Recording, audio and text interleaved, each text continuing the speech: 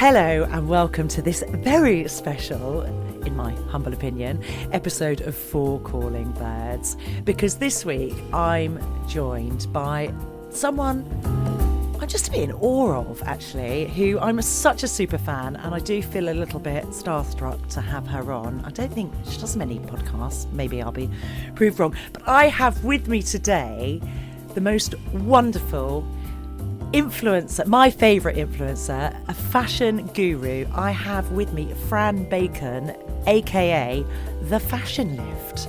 Oh, Meredith, that's really nice. Welcome. Completely not in awe of me. I am. Oh my God, I'm massively in awe of you. Oh. I'm massively in awe of you, and I will explain why when we talk about. But hello, how are you, Fran? I'm really well, thank you. How are you? I'm really good. You've been super busy, haven't you? Because you're doing all your Christmas outfit. Shopping with Fran's, and I'm so grateful you've managed to squeeze me in despite tech issues. And so it's good to finally chat to you, because we've known each other for a long time via the internet. Such a long time. Yeah, it's good to kind of get to talk to you finally. So it's good. I've been a fan of yours. Oh, I have. No, don't. So let me just explain. So a very long time ago, an app started called Instagram.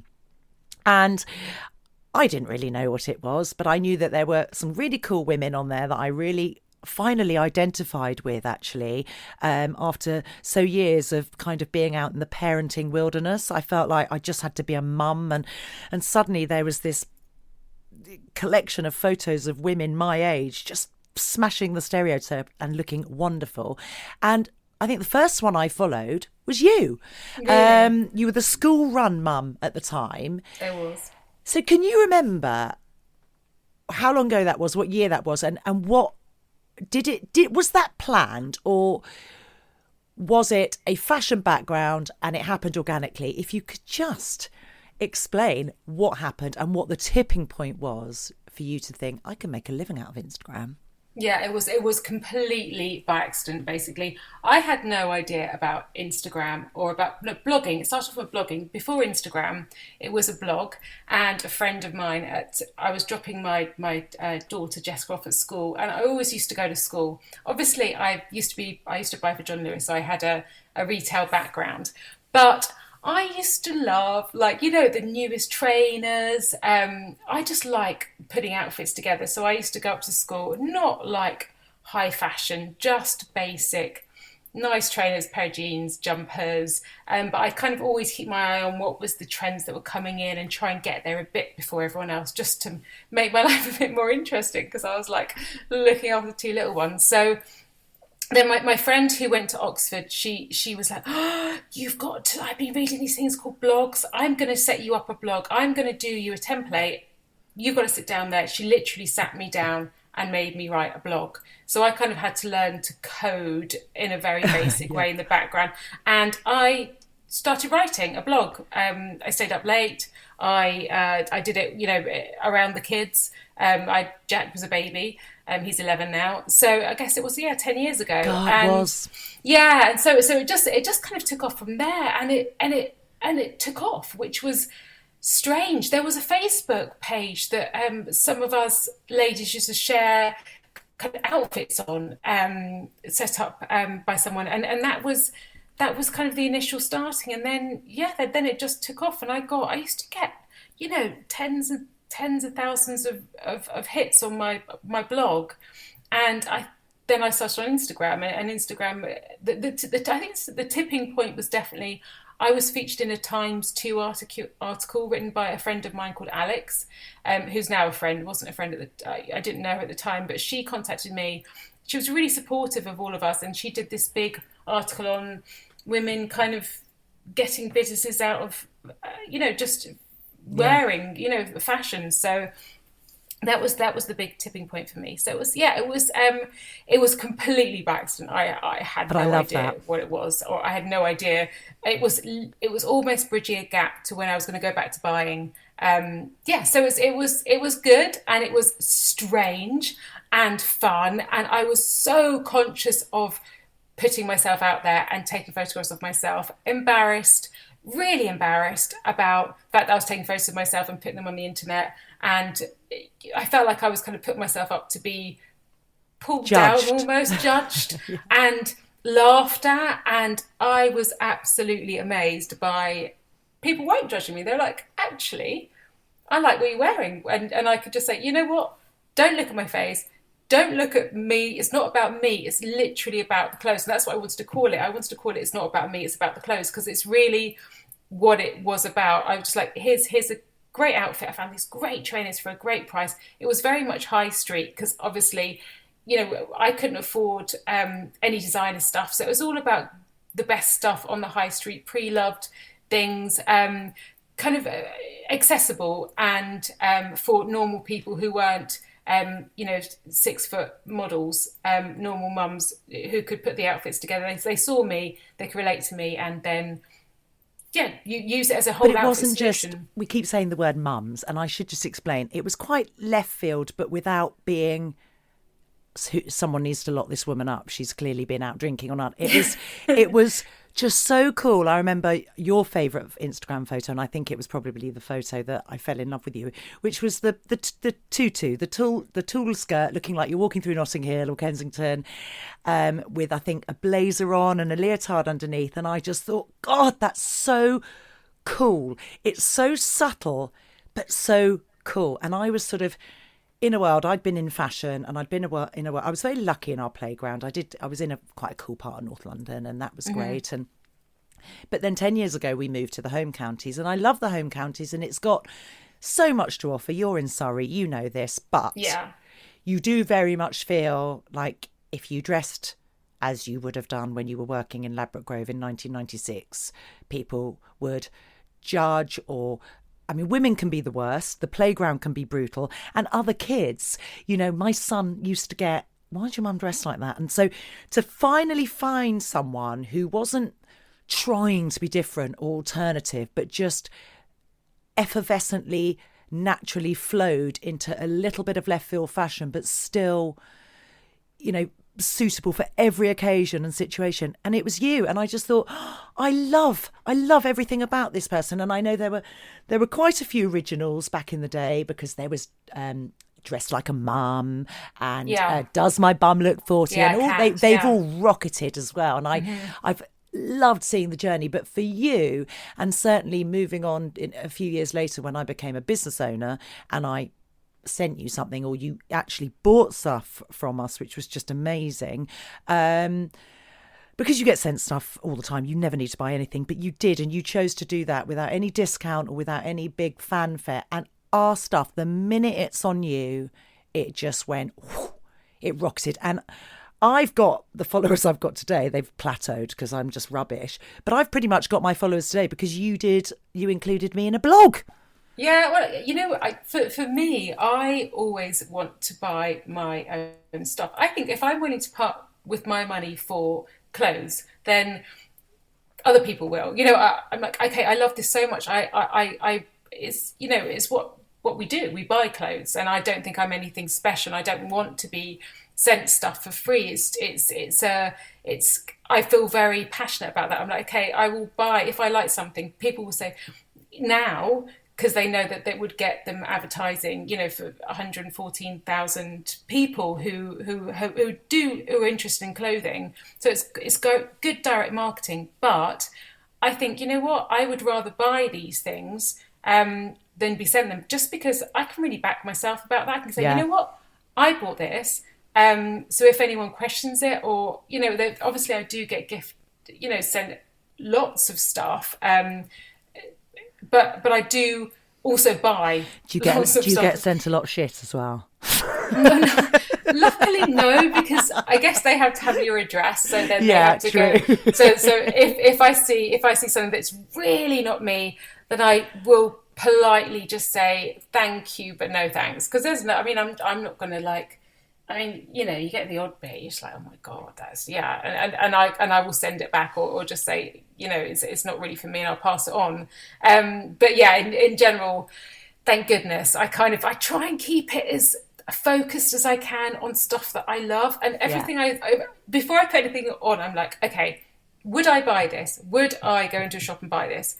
yes. So then it's okay for me to put it on and expect other people to buy. And obviously I do all different budgets, and I buy a lot of pre-loved designer stuff because it's my dream to have designer. I'm obsessed with shoes, like obsessed, always have been since I was tiny. So it's, for me, pre-loved things are just accessible to me. I don't want to spend, £900 on a pair of shoes. I will buy them for £200, which is still expensive, but it's that taste of luxury and it's affordable and they make me happy. You were saying about, dressing a bit, I dress a bit slightly out there, but it's just so strange because slightly, but I think I've got a bit more conservative recently, which has annoyed me. But I completely dress for me, and I almost don't. My daughter, when she was tiny, used to always wear princess outfits, like fancy dress all the time. She did it for her. We used to walk up the high street and she used to be so shy and so quiet, and everyone just stop and want to talk to her. She was like, I don't want to talk to them. I just want to wear my princess dress. And that's really what I'm like. I kind of don't want to be people looking at me. I just want to wear these crazy shoes or this tutu because you know what? It makes me happy. And I look in the mirror and I think, oh, I like this outfit. It's really making me happy. But I kind of don't do it for anything other than just, this looks really, I like this whole thing. But together. I love that. I love that. Have. And I think your integrity shines through in abundance because you absolutely know it's a safe pair of hands. It's like John Lewis. And I don't mean that in a vanilla sense of the way. But I know with you that you will not wear or post anything that's not great or just ridiculously overpriced for the sake of it, or they're a bit sort of, they're policies are weird, anything like that. I trust you. I just go on your page and I'm so excited because you're always ahead of the game, but not in a really some fashionistas can be, can make you feel, real high end couture can make you feel ridiculously out of touch and a bit God, I have friends and family that both work in high fashion and couture, and they've turned up in things and I've just thought, God, that's amazing. But I think I'll wait till that's slightly modified for the high street. But you do that so beautifully. You get the trends and you tweak them. Oh, it's just, you're so clever. I love seeing things kind of come down from the catwalks, and I just think, oh, okay, so I watch all the catwalk shows, so I've always watched all the catwalk shows, and it's amazing now they're all online. You can just have access to them. Designers, before I forget, for the catwalk shows. Oh God, I put you on the spot there, haven't I? I love Isabel Marant. She just, her handwriting is quite samey, but it's just always, she's always got things that I just think, oh, I love that. Chanel, I adore Chanel. So Chanel just brought out the most amazing shoes. They're like a silver with a black pointed toe wedge shoe that I think, why didn't I think of that shape? Well, shoe? yes, because let's talk about this. You've done a shoe collaboration with M&S, and I was going to bring that up, but as you've brought up, that sounds very like your shoe, your pointy shoe with your sling back. No, and not quite. I mean, my shoe was with my shoe. Yeah, so we got asked by M&S the best, by the way. Thank you, thank you. We got asked to create a shoe, so I went into buying mode. So I used to buy for John Lewis children's wear. So they said, okay, we want you to create a sandal. Anything you want, a summer sandal. It's going to be launched in January. So they gave us the timeline. So launched in January. Up to you. Free reign. You design it. So for me, I immediately thought, okay, something's launching in January. You won't want an open toe. You'll want something that's shut, that's closed, because in January you're not in that kind of frame of mind. So it's like, okay, I want to do something that's neutral colours, but is something special. I want to do it in leather. I want to do it pink. Just does well always. So I did and I'd seen some Prada shoes, I think, that I kind of went out on a bit of a scouting mission and I took it very seriously. I loved it. It was my dream project. So I was like, okay, I want to do soft leather. I want it to be really neutral so I can go with everything you wear. So then I came up with the design of a bow on the front of it. I love bows. Bow Oh, on the they're front of a perfect. shoe, with an ankle strap. Which ankle strap was a bit controversial because some people don't like ankle straps because they can make their ankles look thicker. But I made it thin, made it nude, like a nudie colour, so you wouldn't almost. It wasn't an obvious big. No, really thick, sympathetic to a woman's shape for any size. And I felt that. lifted it up a little bit at the back, so we made a little extra tab at the back so it fitted, so it sat at the right place. So yeah. Oh, they were gorgeous, and they sold out, didn't they? They went. They sold out in I think 20 minutes, and then they. I said, this is a one-off project. We can't do this again. And then they had such demand.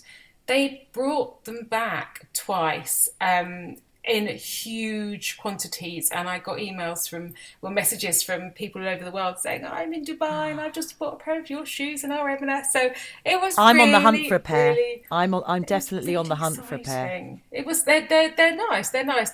I was really. I mean, obviously, I would like to. You kind of do it, and then you're like, okay, move on to the next thing, and I'd love to do something else. But it was a really, really exciting project to be part of, and it was really good fun, and they threw us a great party, and I got to wear a tutu and my shoes, and it was it was fun, really, really good fun. I think I would say that was my career highlight. I was like, okay, I'm ready to give up now. Well, you've answered. I was going to ask next what is your career highlight, because you've done so many collaborations. I mean, I was looking on Donna Ryder. Is it Donna Ryder? I always think I'm saying Donna Ryder. No, you're right. Yeah, I was looking on, for their jumpsuits, and there you are. There you are, the Fran Bacon. Who else have you collaborated with? Because there are a lot, and I just think it immediately makes me want to shop there, because I think, well, if Fran's put her mark on it, I know I'll love it.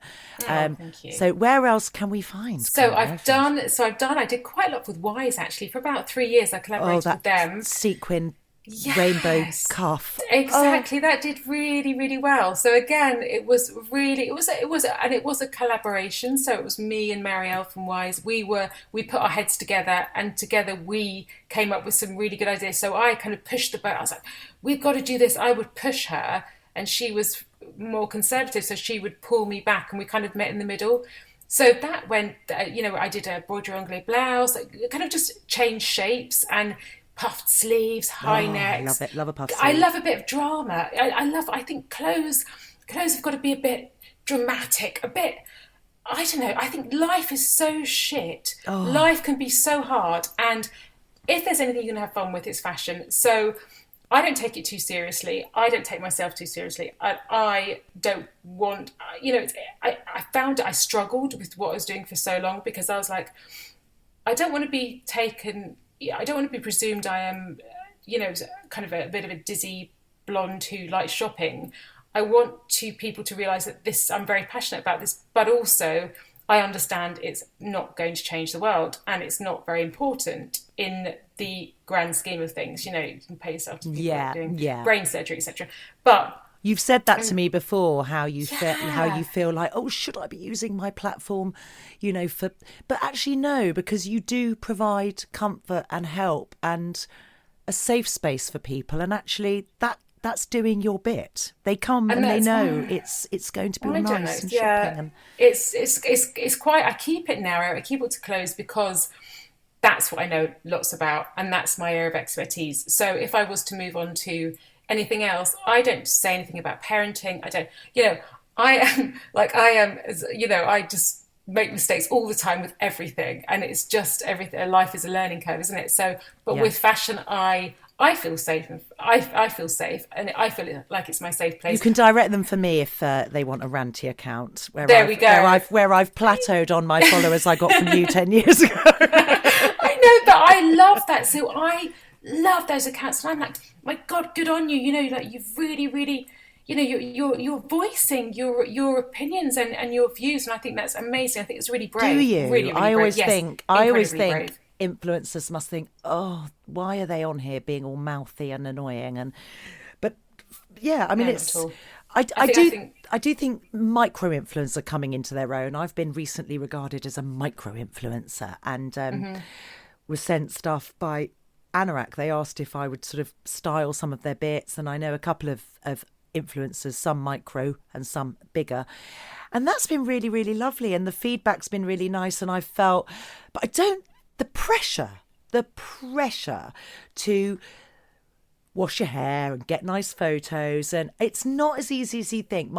You know, Stephen's on this podcast, Sponge Cake Square Tin. He won Bake Off, and he literally has to have days where he's like, I'm just doing Instagram today. I'm going to sort my stories out and my posts and make sure that anyone that's sent me anything, and it's not just taking photos and posting and I'm going to send. It really isn't. It's all about interaction and engagement and consistency, and you do it so well. You really do.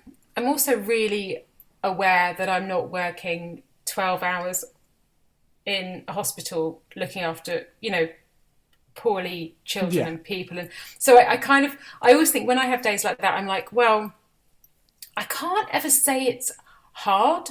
It's full on. It is mentally draining because the competition is fierce on Instagram. And even if you're not particularly competitive, it draws you in. It's programmed like that.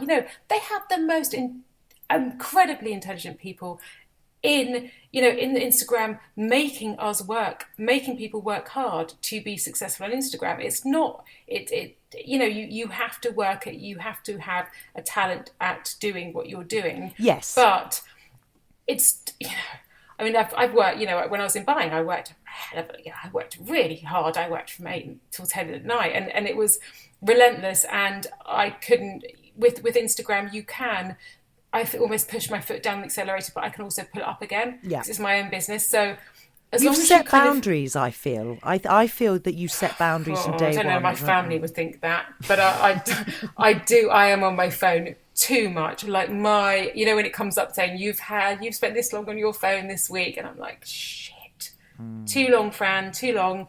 I basically beat myself up. That my default is to beat myself up about everything. So I do beat myself up about how long I am on my phone, but it's my business. But it also pays for lovely things. It does, and it pays, like we've done, like I bought myself my first ever car in my life, and I've never had a car before. So it's been nice, but it's also. I think it can get a bad rap because people can say, it's so hard, it's hard, it's relentless, but it's not. I've done harder jobs. Well, exactly that, and I think there is definitely a fight. Everyone is entitled to feel fed up and stressed and exhausted. I was moaning today because my old dog is 15 and keeps me up all night, and I could look at my silver lining to my suffering and think, well, aren't I lucky he's 15 and and there's so many people that don't have dogs, and but it's all, if it matters to you at that moment, it matters to you, and you can't devalue someone's stress and anxiety because you've got it worse. So I think, but saying that, I do think there's a time and a place to moan when you're in a very privileged position in a big house in London with a huge garden and you're moaning about lockdown. So I do think that you do it very, very well. You've got to be mindful, and you've got to keep it. I know it's all relative, but I think you've also got to be mindful of what's going on globally and what people are going through. I get messages from ladies going through cancer treatment. Asking, what to wear. I've had a mastectomy. I've had, there's all different. Lost my hair. There's so many different things that people are going through, and it comes with such responsibility, doesn't it? Well, yeah, but and also it's life and it's people, and these are women like me. They're my age. They could be me, so I can relate to all of them because I get it and they get me, and it's. I think when you get to our age, for sure, you suddenly realise, God, there's an amazing group of women out there who are ready to support each other and ready to champion each other, but also lean on each other and share. The sharing on Instagram is incredible. The support on Instagram is incredible. There's obviously like the dark areas. I was going to ask, have you found it more, well, obviously you found it more of a positive experience than a negative experience, otherwise you wouldn't be doing it. But we do talk about the sisterhood and blah, blah, blah, blah, blah. However, women can be the worst, and women in competition with each other can be brutal. Do you think you talk very openly about, what I love is that you don't whinge and moan. You just kind of go, anyone else feeling a bit wonky by all of this and a bit fearful? And I think that's why it's lovely, because you open a discussion and gets people talking, and we all know that's brilliant for mental health. But have you experienced a dark side of trolling where you've had to get people blocked or Instagram involved? Yeah, occasionally, but not massive. Yeah, I mean, for sure. There's and when people make comments and get things and take you the wrong way, it's upsetting. But I try to leave it open. I'm like, you know what? I'm talking about clothes. If you're going to have a go at what I'm wearing, fine, because actually we don't all like the same things, and I'm putting these clothes up there. I'm putting myself out there. You don't have to follow me if you don't like what I'm wearing. You don't need to be mean. But also I kind of, I am putting myself out there on the internet with an outfit, so I understand that if people have had a really shit day, they really hate my outfit, some people feel compelled to tell me that. Yeah, and it doesn't, I'm not going to lie. I'm not going to say it doesn't affect me. I'm always like, oh, but I just have to wait. Like, if I react straight away, it's the worst thing. So I always have to just breathe and try not to type back. Sometimes I can't help but type back, and silence often is the loudest response. I'm the worst person, because I'm like you. I will jump in. I know, and then you kind of like, no, you've taken it complete, or just don't say that. But actually, it kind of adds fuel to the fire anyway. And actually, it also depends on what kind of mood I'm in. So if I'm in a really, really buoyant, happy mood, I mean, at the moment, I'm 46. God knows what kind of mood I'm going to be in from minute to minute. But if they happen to catch me, God bless the menopause. Yeah, exactly. If they happen to catch me in that minute of buoyant mood, it can be like, I can go, oh, there we go, not a problem. But if they get me in a mood at a time when I'm like, oh, the world is just against me, then it can hurt and it can cut a bit deeper. But in the long run, it's only clothes. And if they said something about my kids, oh my God, I would not be able to handle that. No way. Something about my family, no. So that's why I keep them very much out of it. I was going to say I know you've got two very, very beautiful children, but you do keep that very, very private, and along with Russ as well. He's not a Insta husband in the slightest. Oh my God, like the opposite. I'm not joking you. Ever since I started, he doesn't even take flipping photos of me, which is weird in itself, I know, but he's like, oh, do we have to? I didn't realise people had tripods for such a long time. I was making poor Jeremy and the kids contort into the... I didn't realise. I've only just got a ring light. Oh no, well, I got a ring light because Stephen Carter Bailey had a ring light. And when I saw how young he looked with his, I was like, I'm getting a ring light. Flipping amazing. So Love my ring light. I've done a Zoom meeting with clients with a ring light. Like, I am just carrying that everywhere with me now. Like, okay, let's get that ring light on. Listen, we have got so much to talk about, but we are, unfortunately, the rest of the birds will want to chat about this interview. So we've had half an hour already, and there's still so much I want to talk to you. But there are two very important things I do want to ask you. Okay. And that is, what's going to be the next trend that we should maybe invest in, because it will be suitable for every pocket, because I've been on your blog today, so I know what you're blogging about. But a good fashion piece that can cost the earth if you want to go down that route, but you can also get high street versions. What is the trend? Oh, you know what? It's all over the place at the moment. I think the 70s is still, there's you've got the 70s, the 90s, early 2000s, kind of amalgamating into one. So you were in hiking boots. You've been in hiking boots. Who knew? I know. And I would honestly, whatever trend you liked at one point in your life, pick up that moment and rewear it. I loved, so when I first started university, I loved vest slip dresses over with a t-shirt underneath, a slip dress, and a pair of Adidas Gazelles. So that was my... Oh my God, we were twins. And did you wear a choker?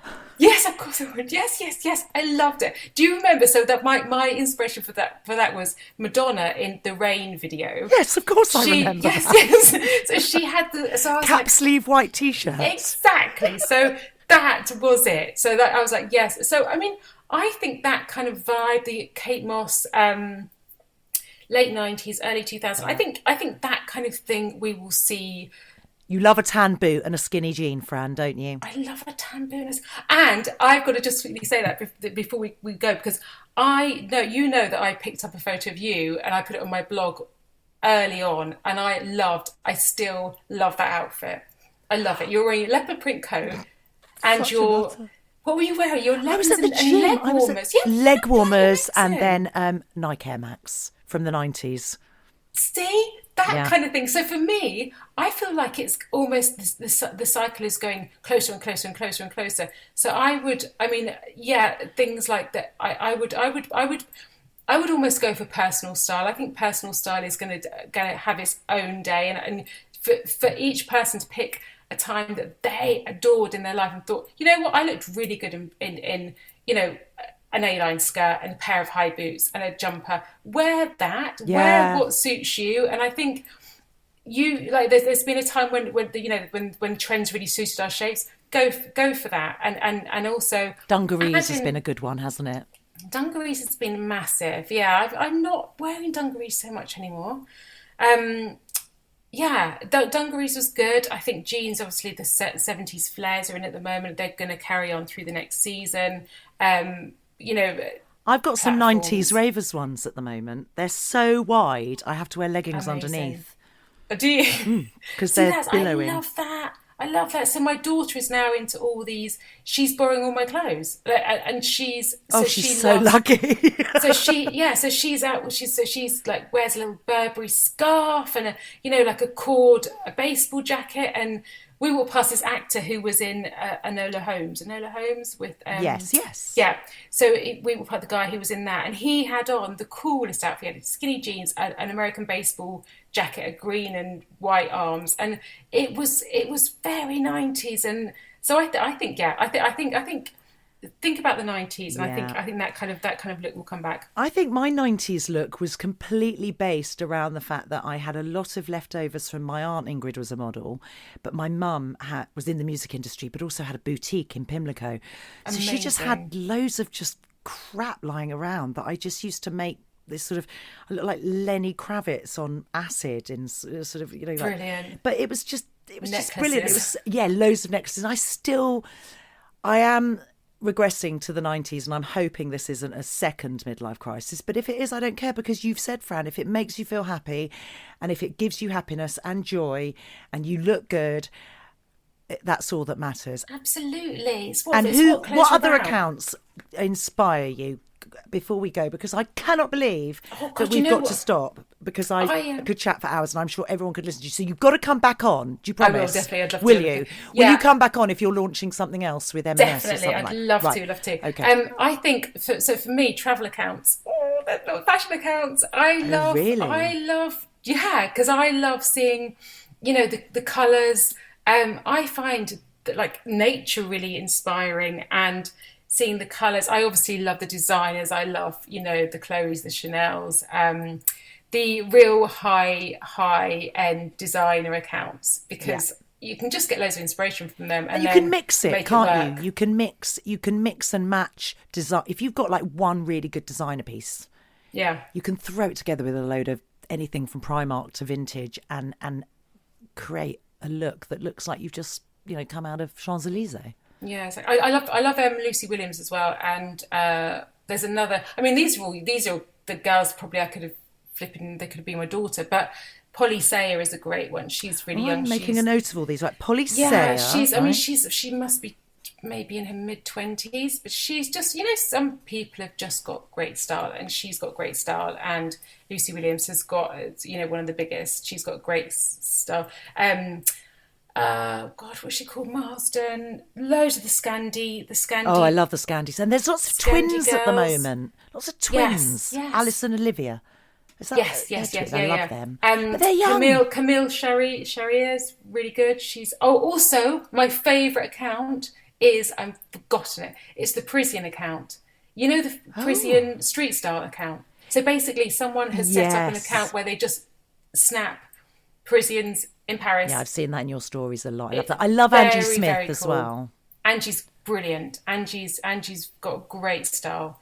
What Sinead McKeefery puts Claudia Winkleman in is brilliant as well. So these are stylists.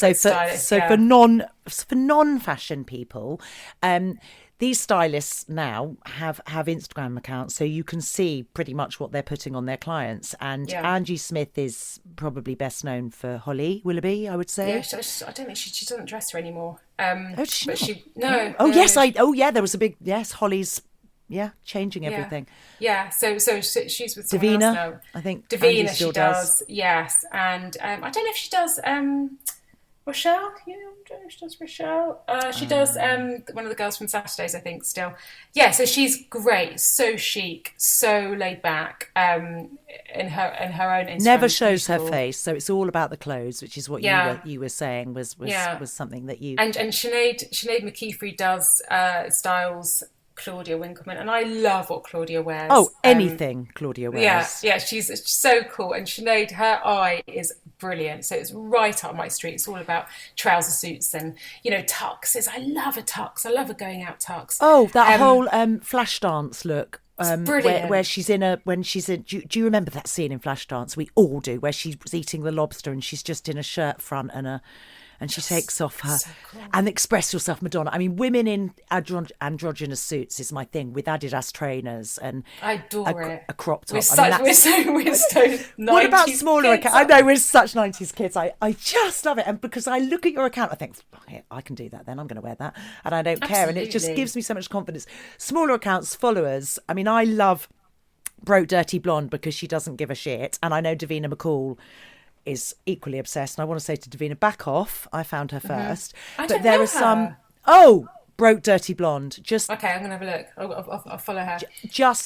But mental in the most brilliant, wonderful. It's like Liberace and Sarah Jessica Parker and Barbara Cartland had a love child. Dolly, I hope you see that as flattering. I think she probably will. But I mean, it's just wonderful, and I think what's so lovely is when bigger influencers champion smaller people, and I personally, my experience, I mean, I've never been trolled other than a Trump supporter, no loss, and lots of men wanting to suck my toes. See, that's all I get. That's all I get. That. I'm really upset. I never get anything like that. No. I literally. Yeah, no, I've been trolling wise. I've been okay, but I am so small. I love the boutiques. I think they work really flipping hard. The independent shops to promote themselves, and they do great styling sessions. So my local one is Quattro-ish, and they're brilliant. I love watching their Instagram. I like seeing the things that they've got coming in. There's another one that I love. Oh God, there's We of Harpenden. They're lovely. And then I should shout out Creative Collections in Berkhamsted and Harpenden, because they support a lot of women, a lot of independents, but also a lot of vintage. So you've got Inkara fashion in there, and their Instagram is really, really lovely because it's just shopping small. Yeah. And I think it's you know what, these they work really hard to find really interesting pieces that are a bit different. And me and Jess were in Brick Lane at the weekend, and it was great going into all the vintage markets and things like that. It's just, there's so much out there. There's so many flipping clothes out there. I want you to come to Liverpool with me, because they have the best Oxfam ever, and we could stay in a really cool apartment and go shopping. I'd love that. That'd be heaven. You can be my best friend for the day. Perfect. That'd be and lovely. I'll be like let's a weird stalker. Yes, let's do that. I honestly, Fran, go for 90s drinks. Oh my God! Did you used to go to Subterranea in Ladbroke Grove? Please say you did. Oh, no, China White's 10 rooms. Yes, China White's. But I never because I wasn't a North London girl. I was a South London girl. So I used to go to Putney, Clapham Grand, and just like awful places. We used to do a lot. We used to drink a lot around Soho. I wondered what you were going to say there. We used to do a lot. We used to drink a lot around Soho. I think our paths would have absolutely crossed, because I I was a resident pretty much at Cafe Bar. No, not Cafe Bar Italia, Little Sicilia on Windmill Street opposite the windmill. Yes. Used to have lock-ins there. It was run by Maltese Loved it. Mafia. But there was it wasn't it? What was the bar Bar Italia? Well, yes, Cafe Bar Italia, absolutely. Where we'd go at like 3 a.m. Yeah, and get coffee, sambuca, and drink. Yeah. Oh my God, it was a so dance, much fun. should I say? Dance. It was so much fun. Yeah. Good old days. That's eh? it. That's a date. So, for anyone who doesn't follow you already, I don't think there's many, but it's the Fashion Lift. It's got a few underscores, but we will put everything in the show notes. We will also put Fran's blog in the show notes, and you'll be able to see all her amazing collaborations and understand why I'm so in love. Oh, thank you. And right back at you. I'm so excited for our Liverpool jolly. It'd be brilliant. Because it's so good. Because the fun. thing is, it's so because of. We're used to London prices. When you go up to, I should whisper this so they don't catch on, but when you go up north, charity shops so much cheaper still. Yeah, amazing, and got amazing stuff in them. So thank you. It's Am I exciting. allowed to ask what's you. next, other than Christmas, getting through it, hoping there's no more lockdowns, and just trying to survive? Are there any collaborations in the pipeline? I'm doing more denim with Donna. Denim Yes. with Donna, and yes, we've got a few things coming up there.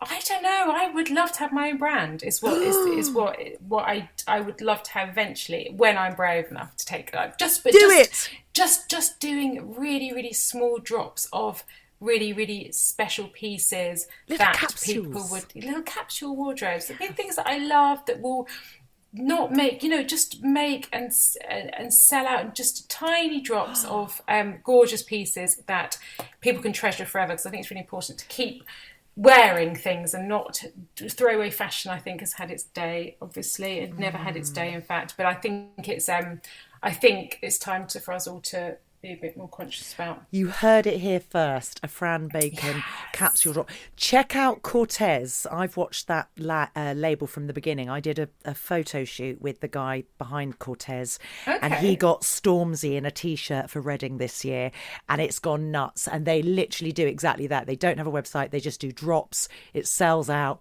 Bosh. It's the most genius bit of marketing, and it's Cortez.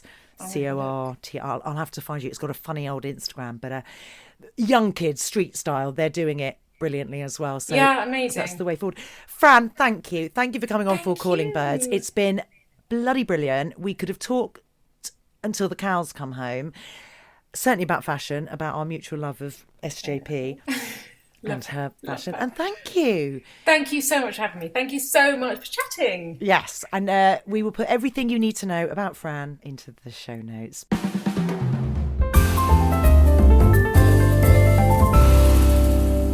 Well, birds, that was my style crush, Fran Bacon. What did you all think? Oh, I loved it. Loved hearing from her about that kind of world, because it's just not something I'm all that into, but it's I loved hearing you fangirl for a good. I know. And I wanted to say we do talk about really serious topics, and certainly our last episode last week was grief, and I felt a bit almost fluffy and irrelevant having this interview follow on from such a beautiful episode, but. Aww.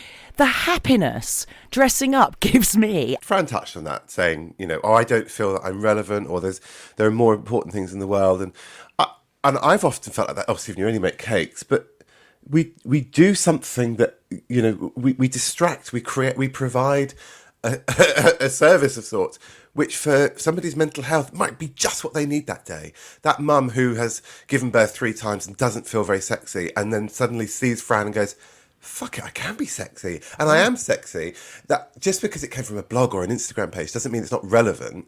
I argue to the contrary. I think what you do, or what we all do, when we put ourselves out there and try to help, with our talent and creativity, is we provide perhaps just a moment of reflection or just joy. I mean, I loved going through her Instagram last night. I thought it was absolutely brilliant. It means nothing to me because I'm not going to wear it, but she's good at what she does, and it's a joy to see somebody taking what they're good at. Like, I watch you, Natalie. I love watching your videos on TikTok and you're Instagram. Brilliant. Well, no, because you're good, because it's your skill and creativity, and it's I didn't want her to feel that she was irrelevant because it was fashion. It's not. I agree, Stephen, and she did say actually. sometimes it's not just about, and I feel Fran is very much like that anyway. It's not just about, oh, look, this is a pretty blouse, because she has women that contact her that have had cancer and have had a mastectomy and they need some style advice. And that is really important, you know. And I followed Fran for years, actually. I'm not really a huge into all these fashion influencers. What I like about Fran is, and she mentioned it, it's not about me, it's about the clothes. Yeah. And there isn't a navel-gazing element with her. It's like, she's almost, I don't want to say she's almost irrelevant, because that's not what I'm trying to say. It's like, she doesn't want the focus on her. She said that as well in her interview. That's what I'm trying to say. Yeah. And she wants the focus on the clothes. And I think what's really appealing about her is she doesn't try too hard.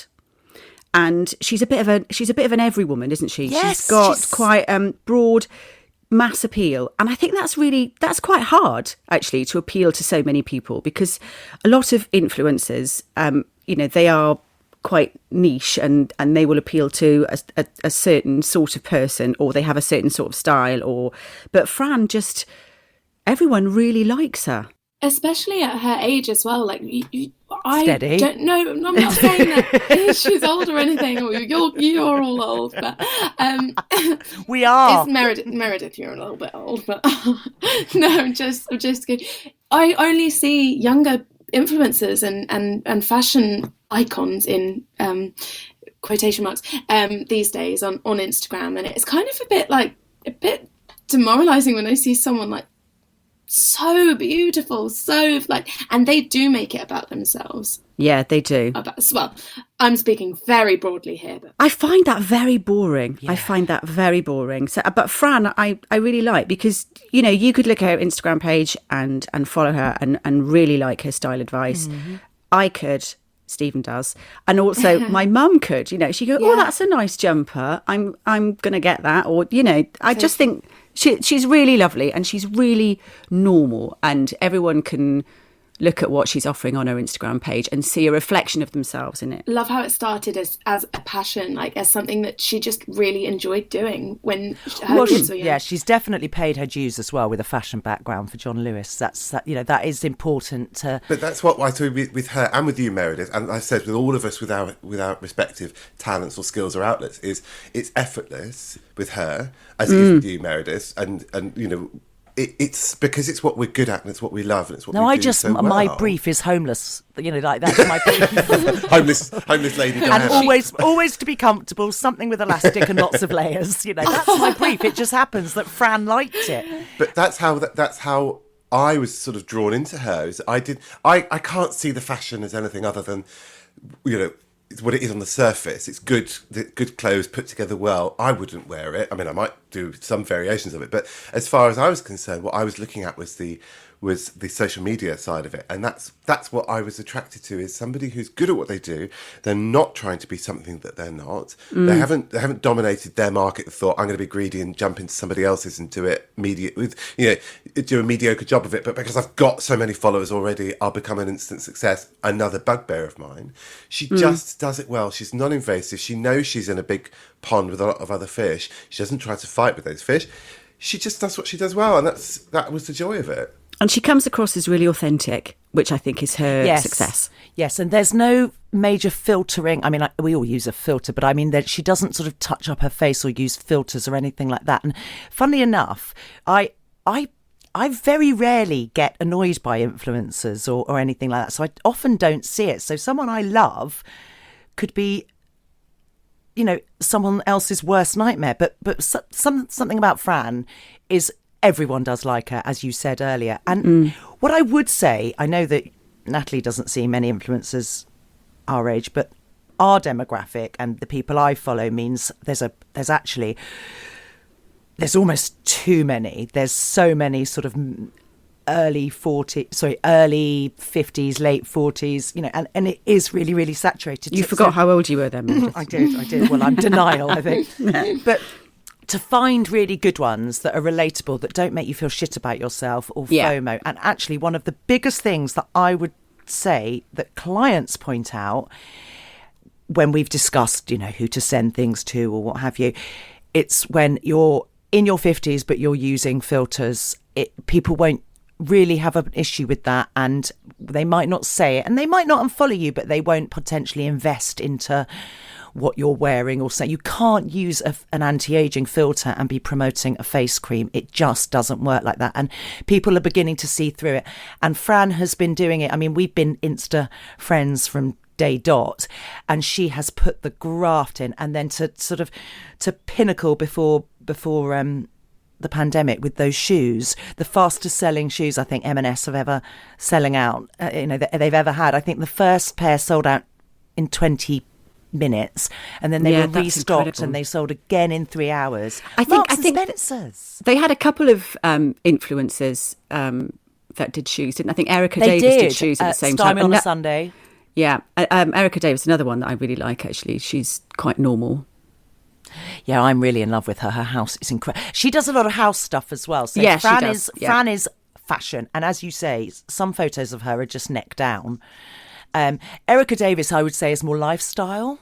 Yeah, she does fashion as well, though, doesn't she? She does, and she's brilliant at it. But I have a question for you all, birds. You spoke in the interview about your go-to style, like from any era, from any time of your life. What would yours be? We heard from you, Meredith, about your wait, what did you say? You said your baggy jeans? No, dungarees. No, I can't remember now. Sorry, I can't remember what I said in the interview because it varies all the time. 90s. But I was going to say 90s is my thing, and ironically, in the 90s, we all thought the 90s was shit, and used to go, "Oh, it just copies other people's fashion. It's so shit." Can't believe because people were a bit. I was a bit Lenny Kravitz in the 90s. I used to wear the flares and the wasn't suede. Lenny Kravitz 70s though? Yes, that's what I mean. So I channeled exactly that. So I used to wear the 70s and the 90s. I used to wear a sort of gilet, sleeveless gilet, and flared trousers, and like sort of Wrangler boots, but then a choker, and then my hair was sort of stripy highlighted, and I had on my plum lipstick. So it was an amalgam. So I just thought I was dressing in the 70s. You look like a corpse. Yes. But actually, when you look back at number one. It's so true. But when you look back at 90s fashion, it does now stand on its own. But when you were living in it, it just felt like it was just taking bits from the 60s and the 70s, which actually, that's what fashion does. It's not until you look back and reflect and you go, okay, the 90s did have its own style. My God, didn't it? Now, but we didn't think at the time that we were creating anything new or exciting. So I love the idea of the little T-shirts under the strappy dresses. So yeah, going back to the 90s, I think would always be my... Oh, I've been 90s since the beginning of the pandemic. Elastic waist trousers. Yeah, 80s Palm Springs. Golf women. I don't think because I was on the cusp, so I was being born in the early 80s. I only sort of started coming to myself in the very late 90s, but I was very much into taking, like you said, Meredith, we took from other eras. I was obsessed with the 60s, so I had really vibrant print Austin shirts. Powers. Yes, but I would make my own flared jeans. I would hack up like perfectly good pairs of jeans. To make, yeah. And then please send us some pictures. I'm going to try to find some. There was one pair. We'll put them on our socials. You won't tell anyone, will you? I've got to find a picture of these jeans. They were, because I was quite rotund. I have always been quite rotund. But I love that word. But Rotund. RGP used it to my daughter the other day. Not about her, but she was like, he used the word rotund. But the jeans I had, so I used to cut sort of up to the knee on the outer seam, and then I would sew inlaid bell bottoms. Bell bottoms, yeah. But there's one pair, so I got really confident. So I had one pair of jeans. I got really confident. Yeah, no, I got one pair of jeans that I used to use for scrap, strip for parts. So they were my bits that I would sew in. But then those jeans ran out, and I was like, oh, I've got so many more jeans I want to bell bottom. I was like, what can I use? I've got so many jeans I want to bell bottom. Yeah. Was this in the quiet, sleepy village of Wickington? Yes, well, having grown up learning needlepoint from my grandmother, I'm not better to. But I remember finding. Are you gay, Stephen? Shh! Don't listen to this. I need to Google what bell bottom is. Okay, you do that. But right now. So my last bigger than a pair of flare. jeans were like, what can I use? And all I could find was. Natalie's reaction. She's clearly just seen a bell-bottom pair of jeans. I love them. Maybe they are so good. Madonna in the Blonde Ambition tour wore brilliant bell bottoms in the holiday video. It was like Yes. cropped, really low slung leggings, but then she had polka dot bell bottoms. Oh that's my God, pretty much that right. But my last one I sewed in simulated sheepskin. Oh I my think. God. Oh. But they were bloody glorious. Find them. I want to wear I've them. got to try to find them. Well, I tell you what though, and we can all, anyone alive in the 90s will remember that every pair of trousers that we owned were too long, and in the rain they used to get wet. Or soaked with piss at Yeah, Camden or soaked with Underworld. piss. Yeah, exactly. So this is where there is, obviously Stephen is talking about bell bottoming. Meredith, another subject. That's another I've just subject. found a new Urban Dictionary word. That's a totally different podcast. I should pitch that to the gays tonight. I've forgotten. But really, the only jeans to wear in the 90s were Hayley, Don't Let Me Down. Yeah, absolutely The Levi massive 5. wide leg jeans. Oh, No, 501s. the 501s. Yeah. Yeah. Yeah. The Levi 501s. And it all stemmed from the late 80s, Nick Kamen. And so 501s. In and that they had to be, laundrette. yeah, and they had to be 2 sizes too big. And you had to wear the men's ones. Yes, And then you a had pa- to cinch them really tight. But I they were had my uncle's high-waisted. pair. I had my uncle's pair that were about 4 sizes too big for me and really baggy. And I used to wear them with a belt, and they were really, really ripped. And every time I sat down, I'd get a fresh rip across my bottom, and it was just quite disgusting. Red tab. It was Sounds like those- a party I went to in the 90s. Natalie, go on, ask me anything on a 501. I should be able to are they do a bit this like on Mastermind. a current mom jean? The mom Boyfriend, jean? no. Boyfriend. No. Oh, okay. So what's The- the oh, the difference between oversized. mom and boyfriend? 501s were boyfriend. men's. You had to Am wear I right? that. Well, they did both. But you had to get, so in the 90s, the stipulation for a 501 and Camden Market used to have stalls of just 501s. Okay, so what you Vintage were looking 501s. for was the red tab. If there was no red tab, they're not 501s. Right. You were looking for the men's cut, but the most important thing of all was the button fly. Oh, yeah, never a zip fly. That was so naff. Oh Button my fly. God. I wouldn't go out the front door with a zip fly. But I'm not wearing those. But they're so Yeah, inconvenient. and I remember once buttons. my nan ironed Yeah. my jeans and put a crease down No, the front. she didn't. Devastated. Oh my God, I had to throw them away because you can't wash those fucking creases out. They stay in there until the end of time. Oh, brilliant. Oh, I was devastated. So whilst everyone wore bell bottoms, or Stephen was bell bottoming, there was also the option to go 501 route. Okay. Yeah. I would say, which would then be worn with a tight white t-shirt with maybe a waistcoat over the top and a choker. Yeah, definitely I choker. friggin' Also, there were the love really jeans. wide jeans, the really, really massive wide jeans that you used to wear with wallabies, and they would get all ripped on the bottom and soak Manchester. up. That was the whole Manchester look, wasn't it? And soak up all the rain from the puddles. So I mean, in the later 90s, being a boy wanting to be like the other boys, it was Carl Carney and Blue Bolt jeans, which were they were the street grimy brand, which obviously we all wanted because we all thought we knew what we were talking Carhartt, about. did you say?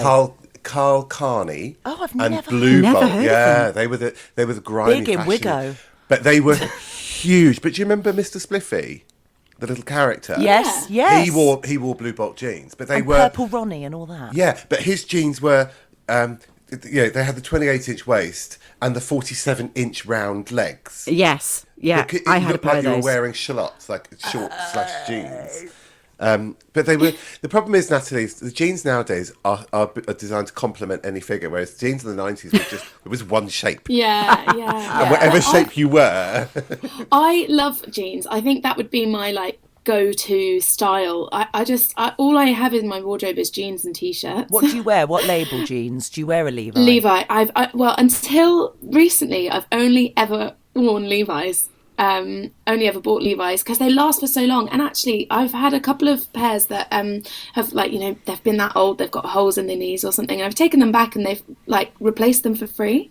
I was like, At Levi? yeah, they do. They have amazing. that sewing machine area, don't they? Yeah, and but anyway, now I've discovered just a cheaper pair from Mango of mum shaped jeans, and I love them because over the last 5 to 10 years, I've probably just worn skinny jeans, probably more like 5 years actually, just skinny jeans because I've got long legs and a really short torso, so if I wear skinny jeans, it's complements my figure, but also You've got very long legs. They do look good in skinny jeans. But now I've discovered these mum jeans. They are so comfy, so comfortable. And Are they I wear like the them all boyfriend the time. jackets? They're quite sort of Higher waisted and High big around the waist. hips, Yeah, so big then they around the come hips. in at the ankle, so they're tapered Yeah, down the leg. yeah. They are proper 80s mum from John Hughes films. Yeah, Should definitely.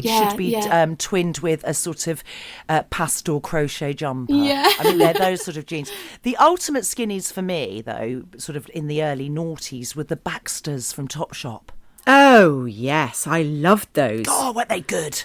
Oh, mine were threadbare. I had to throw them out. I used to wear them so often. A great denim brand, actually, that you and Fran mentioned is Donna Ada, Australian brand. If you want to spend some money on some really amazing denim, I've got a couple of her pieces. Have you? Really, yeah. They got in contact, actually, about really the lovely. fact I was interviewing Fran, and I'm very tempted. Oh, yeah, I've got got? I've got a pair of jeans and I've got some dungarees. Really nice. And you can feel the quality. They fit amazing. So they definitely worth every penny. Yes, I mean, I did get mine in the sale, so it just felt a little bit easier on the pocket. And what jeans would you recommend? Because Fran talks about a collaboration with Donna Ada. I always want to say it's Donna Ada, but it's Donna Ada. Isn't Donna it? Ada. Right. Yeah. And lovely, whoever's running their Instagram, or if it is, the main person, so lovely, such a lovely Instagram, such a positive, supportive account. But I'm obsessed with them now because of Fran. And yeah, what would you, if you were going to invest, would it be a jumpsuit or jeans? I really like their well, I've got dungarees. I haven't got a jumpsuit, so I really like their. Oh, sorry, I find dungarees, dungarees quite uncomfortable, but the Donna Ada ones are really comfy. They've got a little bit of stretch. And are they long? Well, no, I got the cropped ones, which fit me normally because I've got short legs.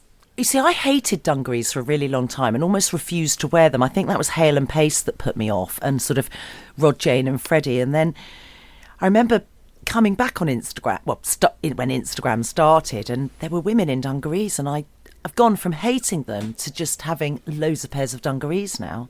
I'm just looking at I'd love for dungarees to be. I look like a children's TV presenter. Yeah, Hale and Pace. Yeah. Billy Yeah, and it's a Billy. fine line, isn't it? It's a fine line. I think for some people, more women can, I think, get away with it. It's not like you're trying to break the law, but I mean, you just well, sometimes There are crimes against fashion, trust me. Yeah, but the thing is, if I wore them, I'd either honestly look like I'm presenting CBeebies or trying to be a different culture, which I'm not. But it's just a shame because I remember wearing dungarees in the late 90s, with the small tinted glasses and big oversized cardigans and DMs, and thought, and I did look good. Who had a pair of kickers? Yeah. Oh gosh, yes. I had them when I was in primary school. No. Got a story about kickers.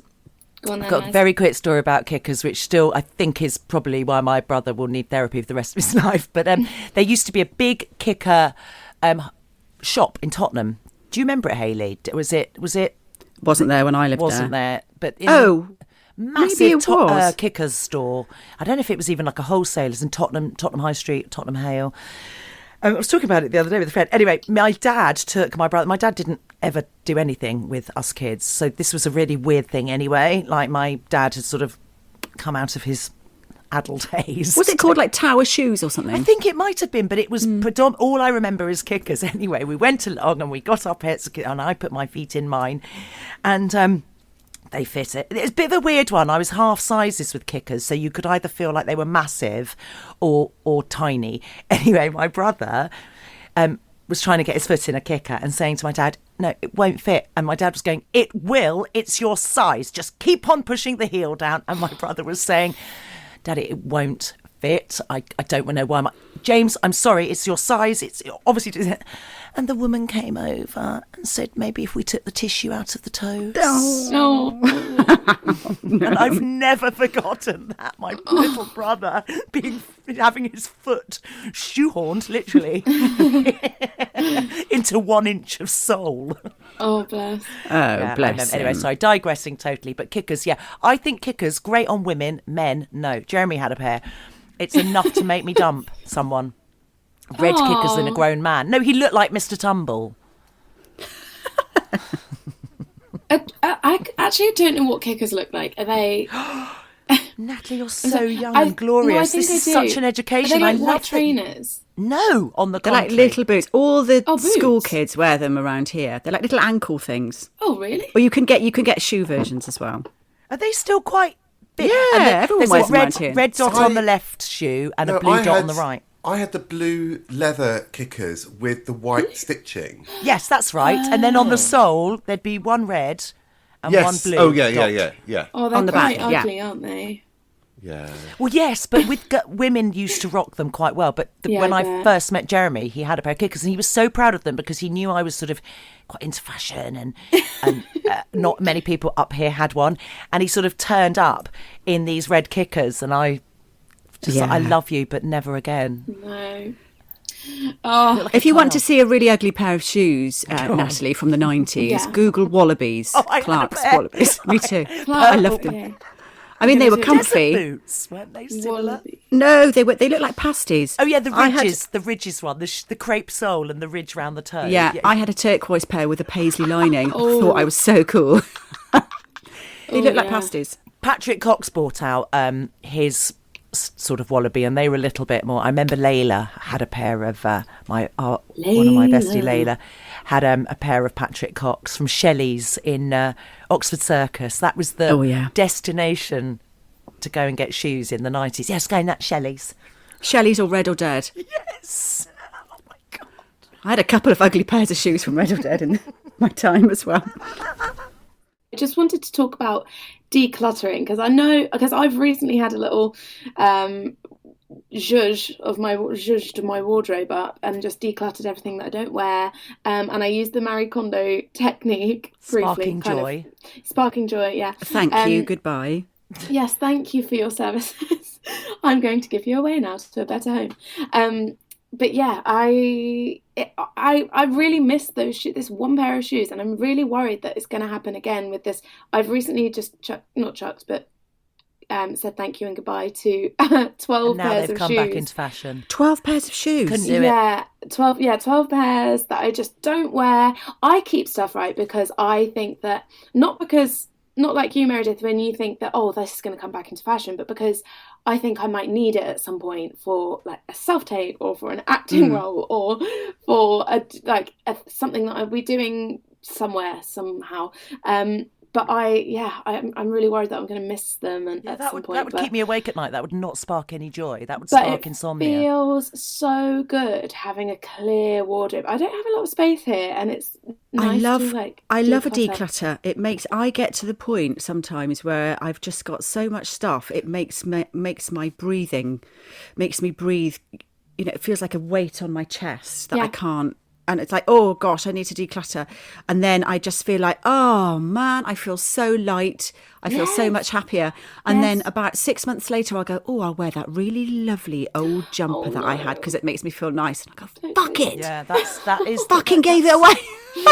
But this is where the spark and joy double-edged sword. comes in, because some of the items that I've kept I don't wear, and I probably won't wear, but they do spark joy, and that's okay. And sometimes if they have a sentimental value, you can keep them as well, because just can't get rid of those things. I did a declutter of clothing, and I say I did a declutter, I just moved it all around.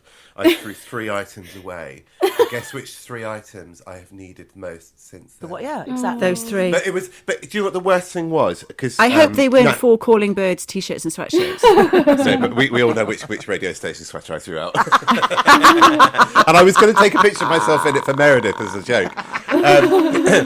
But no, there were 3 items. But annoyingly, because I think we could all agree that we're all a creative of sorts.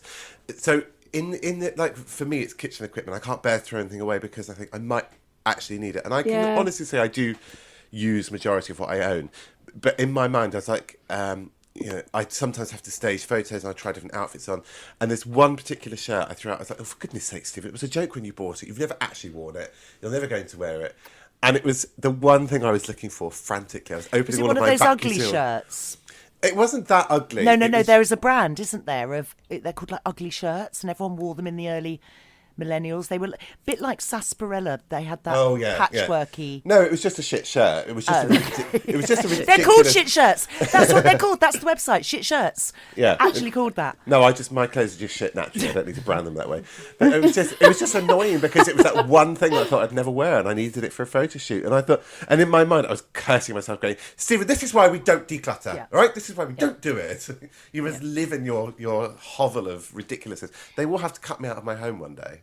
Oh, no, you're very, very organised. I mean, mine's a real problem. The worst thing for a hoarder is to move into a 4-bedroom house with a loft and a garage and all sorts and then my children go to uni and I'm like, oh, another room. I actually haven't quite got rid of my stuff yet because I'm not quite ready to let it go. I'm hanging on to it because I'm telling myself I'm gonna go to a car boot sale and sell it. There's like gorgeous dresses that have labels on them. Drop them still. Here. How much are you willing to... No, honestly, I do occasionally think, no, do you know what, I'm going to capitalise on some of this mess, so I will pop them on eBay. I can't, I mean, if they're just like sort of tatty old, not tatty, that sounds terrible, if they're really tatty, I'll send them to charity. Yeah. I the don't peasants can have them. But if they're literally something that you wouldn't resell, but it's absolutely fine, but you've just got loads of like long sleeve t-shirts or things like that, I will drop down to the Rennie Hospice shop. I've driven around with charity in my boot for about 4 years, though, I would like to point out. Because there's a really horrible man. Yes, there's a really horrible man, actually, who lives next door to the charity shop. And every time you pull up to drop charity off, he shouts at you for parking there, and you're like... I flicked in the middle finger the other day just for a laugh. It's awful. And it makes no difference to him that you pull up outside the charity shop, but his raison d'etre is to make you feel like shit for dropping off charity. So I once went to drop off a couple of bin bags to the charity shop. This is years ago. I was with Sarah, and it was absolutely torrential rain, and she was driving in her car, and she said, right, I'll pull up outside the charity shop, and it was a single yellow line, so she would be really quick. So we're like, okay, quickly got our coats on, pulled up, ran out the car, went in the boot, got the bin bags, 2 bin bags each, ran into the shop, put them down, and went, here you go, thank you. And the guy came running after us going, the charity shop is next door, we're a boutique. Wow. Oh, I can top that, Hayley. My worst one, it was just before I moved before I moved to Essex, I was having a big clear out, and the big bag of clothes. I thought, right, I'm going to do my thing. Dropped it off at the charity shop. I walked in, dropped it off. The lady was really grateful. I said, oh, you're more than welcome. Thank you so much for doing all that you do. Bye. And I walked out and got home, and my neighbour had said, oh, you left the bag of clothes outside. What did you drop off? Rubbish. The rubbish. Oh, I just donated a bag of shit. Oh my god! Oh my god! A bag of potato peelings and some tissues. Yeah, but the thing is, it would have had my address labels all over it because we didn't. Yeah, back in those days, we didn't do the shredding or anything like that. So they would have known who it was. They would have known. It was Had you been on telly at this point? No. Thank God! No. Can you imagine? They'd be selling your shit. Potato peelings from Stephen Carter Bailey's kitchen. Bell bottoms. Circa 2012. Yeah. A really shit pair of jeans with what looks like sheepskin on the legs. Shit shirt. Shit shirt. But the biggest thing I would just say to anyone is know what you're wearing, and that can apply to, do they use sweatshops? Yeah. Are they funding genocide in a third world country? If your dress cost $5.99, there's a reason for that. Why? Somebody went hungry that day because of it. Yeah, why? And, and I do think it's really important this is why I'm such a big advocate of supporting indies and independent people, because the source of your clothing, that money that you've used to buy a sweatshirt is actually going towards a lovely small family business. And that's what I love about Fran as well, that she's happy to part with her money for things that she wants. She doesn't expect free and things. she does. I love that. She's bought she's genuinely refused to take a freebie from me, paid for it, and then made us sell out in the past when we had a Pack-a-Mac that people went crazy over. Also, buying vintage is a really ethical way to shop. Now, I love vintage clothes. it's a brilliant, ethical, sustainable way to shop.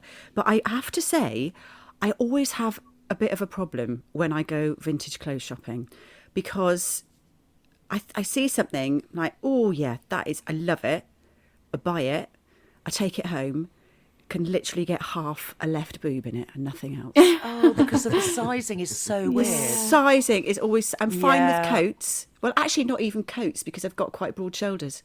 I'm painting a lovely picture. Yeah, short and broad. I'm quite attracted to you, Hayley, by the sound of it. Your bell bottom.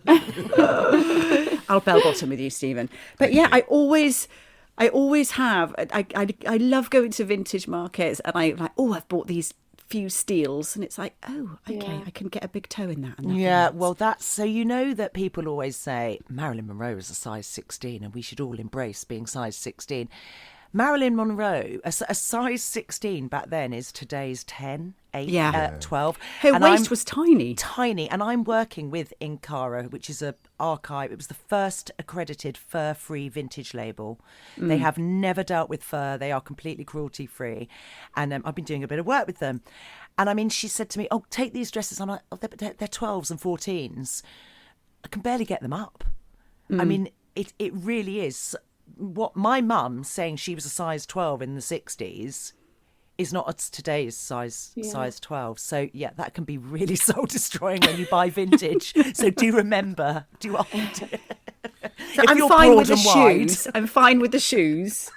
Just, it's just like, did they not have the boobs? What's the best vintage thing you've ever bought? What's your I mean, for me, it's quite monumental. Maybe I'm just shallow and fickle that I remember buying things. But have you got a good vintage buy, like a coat or something that you're really... I think mine would be a bag or accessories, because that's what I tend to veer towards, because of I can't ever fit into vintage clothes.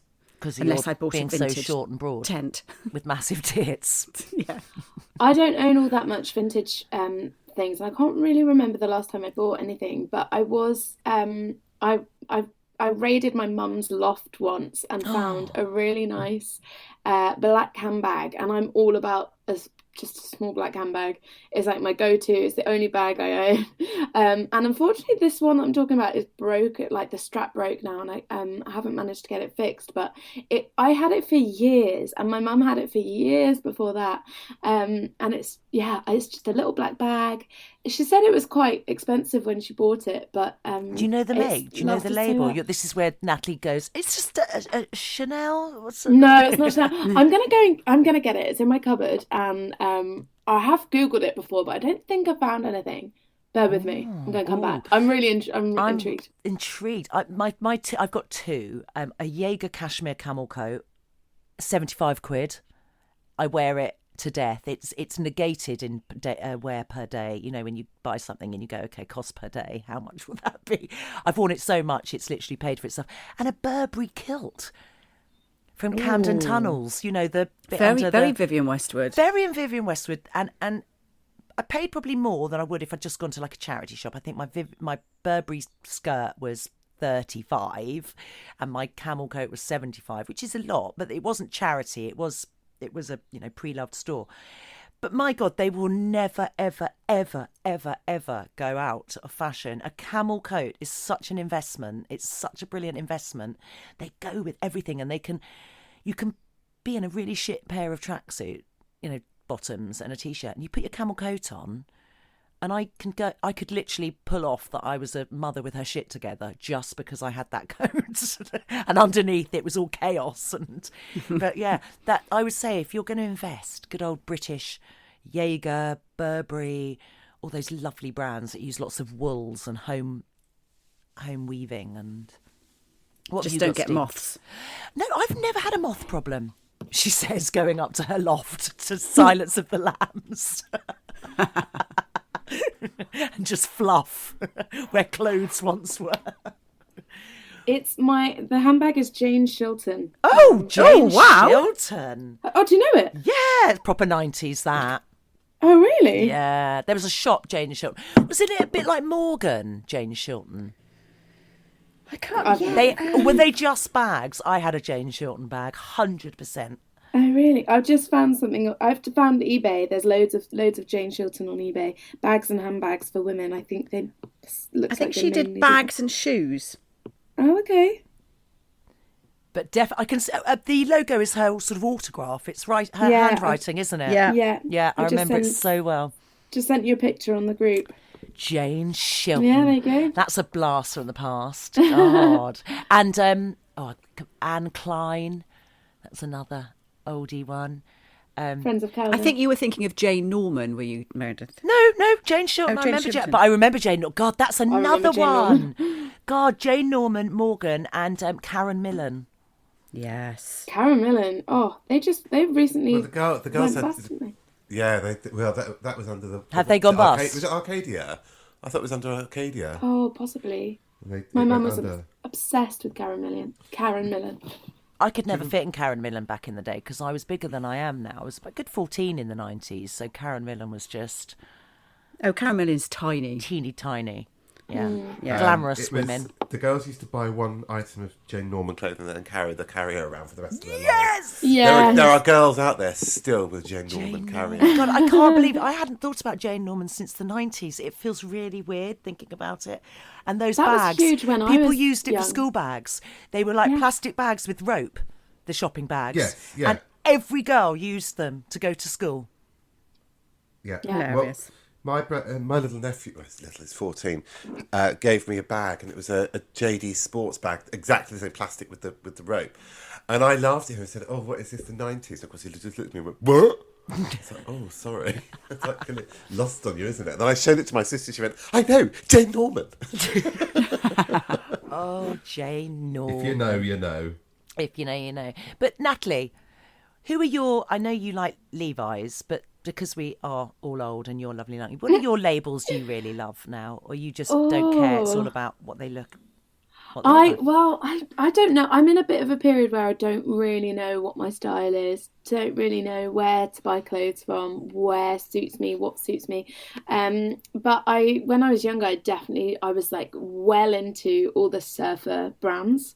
So Roxy, Quicksilver. Is there one called Fat Willie? Yes. Yeah. Not that I know There of. was Fat Willie, that's a surf brand, yeah. There's Fat Face, which is kind of surfery. And Definitely Fat Willie. What to say? Billabong. Yeah, all that kind of stuff. Roxy. That was very millennial, like early noughties, Early wasn't it? noughties, Where yeah, the that girls were quite surfy and Definitely, yeah. Billabong and... Yeah, I'm all about comfort though. Or like if I'm not comfortable, and I don't like getting my legs out either. Weirdly, Why? Or having my arms out. I don't know. I just. Natalie, I I've just don't seen like- a lot more of your leg than I should, thanks to Dr. Range's sewing skills, and you've got amazing legs. Thanks. I just don't. I can. I just don't choose to. Like I don't want. I wouldn't. Girls and their arms is more of a thing, or a confidence thing that I ever realised. Having your arms out is a really big thing. Bingo wings. Bingo Is that what it is? I mean, Yeah, having fat arms. Yeah.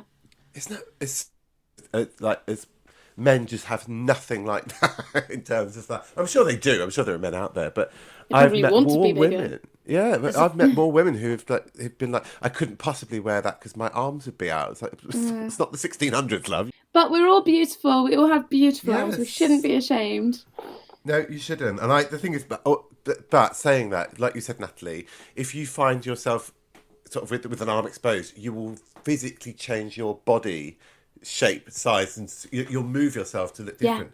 And I think if you do take a picture when your arm is in a position that you don't like it, I think it shows in the smile, in your confidence, and so I understand what good clothing and good posture does to somebody. It really does make a difference. It's the right clothing for you, isn't it? It's difficult to find. Like it's difficult to know what it is if you're not naturally into like fashion. You and I are 10 years apart, and I'm exactly the same period of my life now, where I think I've sort of let go of one era of fashion and I'm moving into the next as I go into the next age bracket, and I'm a bit lost. So I'm with you on that. I don't know where I sit. We need to get a man on, a man influencer, because they're actually, male influencers almost do better than women. There's a huge sort of in terms of movement from- fashion. yeah, some of the male fashion influencers. There's some really fab ones out there. And there's a lot of stylists I follow. So I would say I someone need like to chat to a stylist. Brian James styling is really, really good. What do they do? Do they can any old Tom, Dick, or Harry or Natalie go and like hire a stylist Of course. and just get them to? Another Yeah. really good one is Sulky Doll Styling. She's great, Donna. She's really good. She dresses Dr. Ranj. In fact, Oh. speak to her, message her, and say. But then at the same time, you've got people that don't use stylists and look like they've just vomited their wardrobe onto them and look amazing. And she won't mind me saying this. Broke Dirty Blonde has smashed all the stereotypes. She's a headmistress in central London, in Bethnal Green, for children, at a school. And if you look at Broke Dirty Blondes, Davina McCall is obsessed with her. She doesn't care. Covered in tattoos, will wear pink wellies and a tutu and a bowler hat to school, and has really empowered me and made me a lot braver in what I wear. For sure. So finding your influence. So that's why I've got Fran for that sort of, every day. I just love Fran anyway.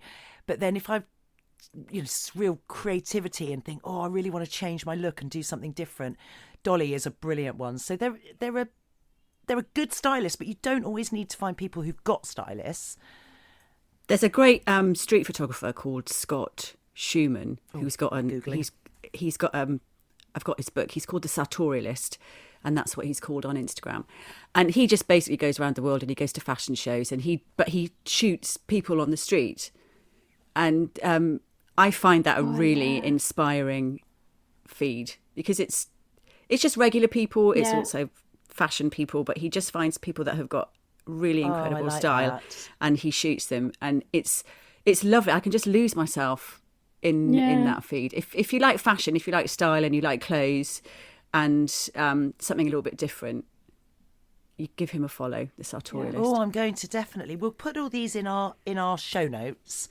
All the people that we've sort of mentioned and places, things you can follow, and everything we've spoken about, really. But probably should wrap this up. I mean, there was me thinking no one's going to have anything to say because, it's just it's a subject that I'm passionate about. But, my mum would say, oh, for goodness sake, it's only clothes, So I'm so delighted. It's never that only clothes, though, is it? It's not. We're not wearing potato sacks just to cover our bodies. We wear clothes to make ourselves feel good. I'm going to wear that jumper because the colour really suits me. What, the one you gave away?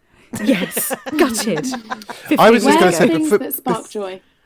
Well, I've been saying that before we go. I do want to say I had a conversation with a work colleague the other day because they said, "Where's the the left back pocket of your jeans?" And I said, "Oh, I repurposed them." And I explained that I have this pair of jeans that fit me. It's like second skin, and I feel confident in them. I love the colour. They go with boots. They go with trainers. They go with every shirt I have. They're from Zara, and they were about 40 quid. So entirely replaceable. But I love them so much. Zara don't do these jeans anymore. And so but what I found was, because I've got big legs, I found that the thighs were rubbing, the inner thighs were rubbing, and I was getting a hole in the crotch. And I was so upset. Was that your thighs, though, Stephen? That was I've been bell-bottomed in my jeans. I was so upset. But instead of throwing them away, and because I couldn't find them again, they were last season's, darling.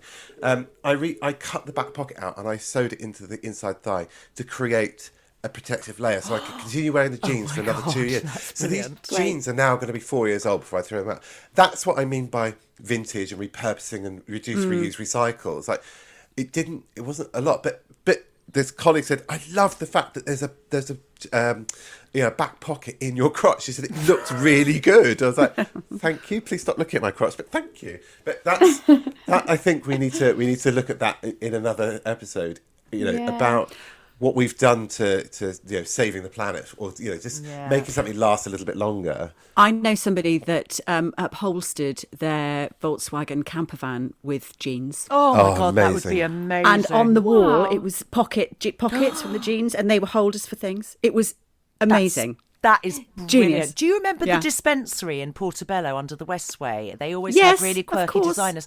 I bought a skirt from the dispensary, which was literally a pair of jeans that had been made into a denim skirt. And it's Oh, really yeah, I've easy got to a couple do. of those. Yeah, you literally just take like the crutch. And They were a pull real it- trend, weren't they, in the 90s? You could have were. long ones. You'd have, I think Yeah. I've got a mini one here. Last season's Sewing Bee, the Reduce, Reuse, Recycle week, they used jeans. They had to make a dress out of jeans. And it was gorgeous. Have you got a photo? Yeah. Oh, send them all to me. We'll put them I all on will. our socials. Guys, birds, seriously, we could talk about fashion till I'm so happy. Totally. I mean, Hayley and I met at Monsoon, so I knew she'd love, and she knew Fran as well, because when you had your label, I think you did a bit of work with Fran as well. So I knew Hayley would be quite happy to hear from Fran. But I'm really happy that Natalie and Steven have been kind of. I was worried. I've loved hearing about Stephen's bell bottoms. that has been the highlight of the episode for me. And his crotch patch. And I'm going to be thinking about it all day. You've reaffirmed that I'm never going to declutter because of that. Like you've Yes. literally reaffirmed I'm never going to do it. I'm going to send you a picture of my crutch from behind. Okay. Well, That's not the first time you've said that, is it? Oh, I've got one. I've got one in my album already. I haven't, by the way. I haven't. He has. I have. So I'm going to go and follow all these people that Hayley. We should probably wrap this up. We could be chatting forever, but unless anyone wants to say anything else about Stephen's bell bottoms, I think that's possibly a wrap for this episode, Birds. Yeah, thank you, Fran. That was Fran. Thank you for being wonderful part of this episode. brilliant interview, and I've really enjoyed our chats today. 3 new followers today, Fran. Well, no, Hayley was following, but both Natalie and Steven, which I always think is a really good sign, both asked me what her socials were and wanted to follow, and so she's brilliant. She's just it's. I identify with her, and I never feel like she's wearing something I would never wear, but she makes me feel happy and positive, and it's a constant. It's like picking up the not the Daily Mail. It's like picking up fucking hell, sorry, how to kill an influencer. No, it's like picking up your daily papers, and just it's that comfort and going to the sort of the weather first, and then It's like advice from a really good friend. it's exactly that's what I'm trying to say. Yes, thank you for articulating that for me. It's like advice from a really good friend. It's all about the clothes. She's not a navel gazer. There's no smugness or anything like that. It's just, yeah, she strictly doesn't business. think she's better. No. And she's not funded by a sort of wealthy husband or anything like that, which is, it can always also be a bit, not saying that's a bad thing, but, she's there because she's done her, paid her dues. She's truly passionate about what she does, and that comes across, and it's really inspiring. Yeah. Fran, we love you. We love you. Yeah. Yeah, Could you thanks, sort Stephen Fran. out with his bell bottoms and his Could you? I gusset would love to and be. his- I'd love to have her just look at me and say, right, this should be your look. Oh, You need same. some jeans, Stephen, with a reinforced gooch area, don't you? Well, I have wonder. I have I'm sure scaffolded Fran my own does gooch already. So. Fran, there we go. That's a lunch.